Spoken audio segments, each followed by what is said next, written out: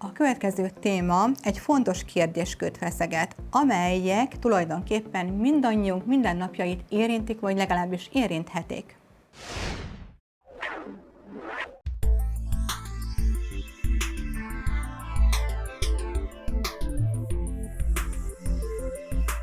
Általában azt szoktuk csinálni mi emberek, hogy december 31-e az ugye egy valaminek a lezárása, és aztán kezdődik egy új év, akkor megtesszük a fogadalmakat, utoljára még egy jót bulizunk, ugye szilvesztert megünnepeljük, és aztán pedig életmódot változtatunk, legalábbis erre teszünk fogadalmat. De viszont az első pont, amit meg kéne tennünk, és ezt azt gondolom, hogy a lehető legritkábban követjük el, hogy elmegyünk egy laboratóriumba, és megnézetjük szakemberekkel, hogy akkor egyáltalán hogyan állunk mi meg a szervezetünk, tehát hogy a vér, ami bennünk csörgetezik, az egészen pontosan milyen állapotban van és miket tartalmaz.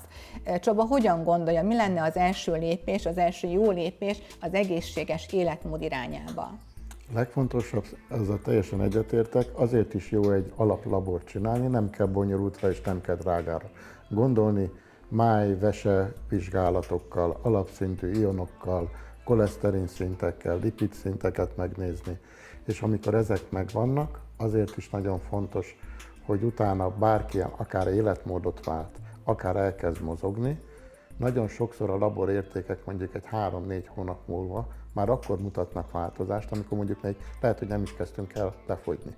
Sokan azért hagyják abba a sportot, az életmódváltást, hogy azt mondja, hogy 2-3 hónapig csinálom és nem látom eredményt. Ha viszont egy laborral is ezt megspékeli, akkor már látja az eredményt, és egy kis motivációt ad az embereknek. És hogyha megvan a motiváció, ugye nyilván akkor sokkal könnyebben megyek akkor tovább ezen az úton, amit ugye nyilván kicsit rögösebb, nem annyira kényelmes, de mégis akkor ott van az eredmény mellette.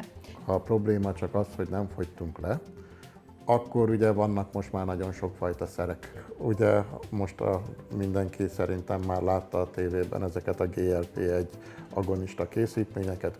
Természetesen az emberek gyarlók, és ennek megfelelően sokkal kisebb problémával is már biztos vagyok benne, hogy elkezdik ezeket a szereket használni.